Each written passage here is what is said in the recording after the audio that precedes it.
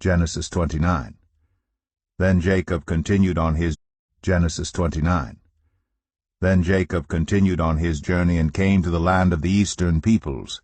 There he saw a well in the open country, with 3 flocks of sheep lying near it because the flocks were watered from that well. The stone over the mouth of the well was large. When all the flocks were gathered there, the shepherds would roll the stone away from the well's mouth and water the sheep. Then they would return the stone to its place over the mouth of the well. Jacob asked the shepherds, "My brothers, where are you from?" "We're from Haran," they replied. He said to them, "Do you know Laban, Nahor's grandson?" "Yes, we know him," they answered. Then Jacob asked them, "Is he well?" "Yes, he is," they said. "And here comes his daughter Rachel with the sheep." "Look," he said, "the sun is still high. It is not time for the flocks to be gathered. Water the sheep and take them back to pasture." "We can't," they replied, "until all the flocks are gathered, and the stone has been rolled away from the mouth of the well. Then we will water the sheep." While he was still talking with them, Rachel came with her father's sheep, for she was a shepherd. When Jacob saw Rachel, daughter of his uncle Laban, and Laban's sheep, he went over and rolled the stone away from the mouth of the well and watered his uncle's sheep. Then Jacob kissed Rachel and began to weep aloud. He had told Rachel that he was a relative of her father and a son of Rebekah, so she ran and told her father. As soon as Laban heard the news about Jacob, his sister's son, he hurried to meet him. He embraced him and kissed him and brought him to his home. And there Jacob told him all these things. Then Laban said to him, "You are my own flesh and blood." After Jacob had stayed with him for a whole month, Laban said to him, "Just because you are a relative of mine, should you work for me for nothing? Tell me what your wages should be." Now Laban had 2 daughters. The name of the older was Leah, and the name of the younger was Rachel.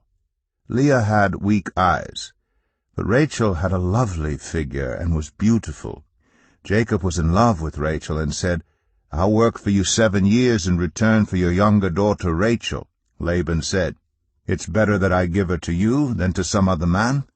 Stay here with me." So Jacob served 7 years to get Rachel, but they seemed like only a few days to him because of his love for her.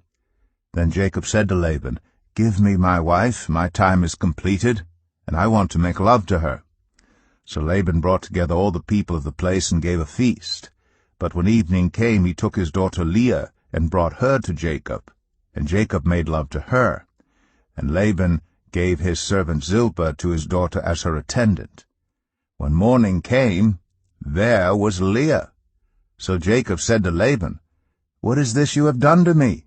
I served you for Rachel, didn't I? Why have you deceived me?" Laban replied, "It is not our custom here to give the younger daughter in marriage before the older one. Finish this daughter's bridal week, then we will give you the younger one also in return for another 7 years of work." And Jacob did so. He finished the week with Leah, and then Laban gave him his daughter Rachel to be his wife. Laban gave his servant Bilhah to his daughter Rachel as her attendant. Jacob made love to Rachel also, and his love for Rachel was greater than his love for Leah, and he worked for Laban another 7 years. When the Lord saw that Leah was not loved, he enabled her to conceive, but Rachel remained childless. Leah became pregnant and gave birth to a son. She named him Reuben, for she said, "It is because the Lord has seen my misery. Surely my husband will love me now." She conceived again, and when she gave birth to a son, she said, "Because the Lord heard that I am not loved, he gave me this one too." So she named him Simeon. Again she conceived, and when she gave birth to a son, she said, "Now at last my husband will become attached to me, because I have borne him 3 sons. So he was named Levi. She conceived again, and when she gave birth to a son, she said, "This time I will praise the Lord." So she named him Judah. Then she stopped having children. Genesis 30. When Rachel saw that she was not bearing Jacob any children, she became jealous of her sister. So she said to Jacob, "Give me children or I'll die." Jacob became angry with her and said, "Am I in the place of God? Who has kept you from having children?" Then she said, "Here is Bilhah, my servant. Sleep with her, so that she can bear children for me, and I too can build a family through her." So she gave him her servant Bilhah as a wife. Jacob slept with her, and she became pregnant and bore him a son. Then Rachel said, "God has vindicated me. He has listened to my plea and given me a son." Because of this she named him Dan. Rachel's servant Bilhah conceived again and bore Jacob a second son. Then Rachel said, "I have had a great struggle with my sister, and I have won."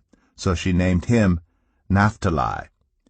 When Leah saw that she had stopped having children, she took her servant Zilpah and gave her to Jacob as a wife. Leah's servant Zilpah bore Jacob a son. Then Leah said, "What good fortune!" So she named him Gad. Leah's servant Zilpah bore Jacob a second son. Then Leah said, "How happy I am! The women will call me happy." So she named him Asher. During wheat harvest, Reuben went out into the fields and found some mandrake plants, which he brought to his mother Leah. Rachel said to Leah, "Please, give me some of your son's mandrakes." But she said to her, "Wasn't it enough that you took away my husband? Will you take my son's mandrakes too?" "Very well," Rachel said, "he can sleep with you tonight, in return for your son's mandrakes." So when Jacob came in from the fields that evening, Leah went out to meet him. "You must sleep with me," she said. "I have hired you with my son's mandrakes." So he slept with her that night. God listened to Leah, and she became pregnant and bore Jacob a fifth son. Then Leah said, "God has rewarded me for giving my servant to my husband." So she named him Issachar. Leah conceived again and bore Jacob a sixth son. Then Leah said, "God has presented me with a precious gift. This time my husband will treat me with honor, because I have borne him 6 sons." So she named him Zebulun. Sometime later she gave birth to a daughter and named her Dinah. Then God remembered Rachel. He listened to her and enabled her to conceive. She became pregnant and gave birth to a son and said, "God has taken away my disgrace." She named him Joseph and said, "May the Lord add to me another son." After Rachel gave birth to Joseph, Jacob said to Laban, "Send me on my way so I can go back to my own homeland. Give me my wives and children, for whom I have served you, and I will be on my way. You know how much work I've done for you." But Laban said to him, "If I have found favor in your eyes, please stay. I have learned by divination that the Lord has blessed me because of you." He added, "Name your wages, and I will pay them." Jacob said to him, "You know how I have worked for you, and how your livestock has fared under my care. The little you had before I came has increased greatly, and the Lord has blessed you wherever I have been. But now, when may I do something for my own household?" "What shall I give you?" he asked. "Don't give me anything," Jacob replied. "But if you will do this one thing for me, I will go on tending your flocks and watching over them. Let me go through all your flocks today and remove from them every speckled or spotted sheep, every dark-colored lamb, and every spotted or speckled goat. They will be my wages. And my honesty will testify for me in the future, whenever you check on the wages you have paid me. Any goat in my possession that is not speckled or spotted, or any lamb that is not dark-colored, will be considered stolen." "Agreed," said Laban. "Let it be as you have said." That same day he removed all the male goats that were streaked or spotted, and all the speckled or spotted female goats, all that had white on them, and all the dark-colored lambs, and he placed them in the care of his sons. Then he put a 3-day journey between himself and Jacob, while Jacob continued to tend the rest of Laban's flocks. Jacob, however, took fresh-cut branches from poplar, almond, and plane trees, and made white stripes on them by peeling the bark and exposing the white inner wood of the branches. Then he placed the peeled branches in all the watering troughs, so that they would be directly in front of the flocks when they came to drink. When the flocks were in heat and came to drink, they mated in front of the branches, and they bore young that were streaked or speckled or spotted. Jacob set apart the young of the flock by themselves, but made the rest face the streaked and dark-colored animals that belonged to Laban. Thus he made separate flocks for himself, and did not put them with Laban's animals. Whenever the stronger females were in heat, Jacob would place the branches in the troughs in front of the animals, so that they would mate near the branches. But if the animals were weak, he would not place them there. So the weak animals went to Laban, and the strong ones to Jacob. In this way the man grew exceedingly prosperous, and came to own large flocks, and female and male servants, and camels and donkeys. After Jesus had finished instructing his 12 disciples, he went on from there to teach and preach in the towns of Galilee. When John, who was in prison, heard about the deeds of the Messiah, he sent his disciples to ask him, "Are you the one who is to come, or should we expect someone else?" Jesus replied, "Go back and report to John what you hear and see. The blind receive sight, the lame walk, those who have leprosy are cleansed, the deaf hear, the dead are raised, and the good news is proclaimed to the poor. Blessed is anyone who does not stumble on account of me." As John's disciples were leaving, Jesus began to speak to the crowd about John. "What did you go out into the wilderness to see? A reed swayed by the wind? If not, what did you go out to see? A man dressed in fine clothes? No. Those who wear fine clothes are in kings' palaces. Then what did you go out to see? A prophet?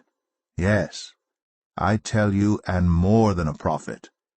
This is the one about whom it is written, 'I will send my messenger ahead of you, who will prepare your way before you.' Truly I tell you, among those born of women, there has not been risen anyone greater than John the Baptist. Yet whoever is least in the kingdom of heaven is greater than he. From the days of John the Baptist until now, the kingdom of heaven has been subjected to violence, and violent people have been raiding it. For all the prophets in the law prophesied until John. And if you are willing to accept it, he is the Elijah who was to come. Whoever has ears, let them hear." To what can I compare this generation? They are like children sitting in the marketplaces and calling out to others, "We played the pipe for you, and you did not dance. We sang a dirge, and you did not mourn. For John came neither eating nor drinking, and they say, 'He has a demon.' The Son of Man came eating and drinking, and they say, 'Here is a glutton and a drunkard, a friend of tax collectors and sinners.' But wisdom is proved right by her deeds." Then Jesus began to denounce the towns in which most of his miracles had been performed, because they did not repent. "Woe to you, Chorazin! Woe to you, Bethsaida! For if the miracles that were performed in you had been performed in Tyre and Sidon, they would have repented long ago in sackcloth and ashes. But I tell you, it will be more bearable for Tyre and Sidon on the day of judgment than for you. And you, Capernaum, will you be lifted to the heavens? No, you will go down to Hades. For if the miracles that were performed in you had been performed in Sodom, it would have remained to this day. But I tell you that it will be more bearable for Sodom on the day of judgment than for you." At that time Jesus said, "I praise you, Father, Lord of heaven and earth, because you have hidden these things from the wise and learned, and revealed them to little children. Yes, Father, for this is what you were pleased to do. All things have been committed to me by my Father. No one knows the Son except the Father, and no one knows the Father except the Son, and those to whom the Son chooses to reveal him. Come to me, all you who are weary and burdened, and I will give you rest. Take my yoke upon you, and learn from me. For I am gentle and humble in heart, and you will find rest for your souls. For my yoke is easy, and my burden is light.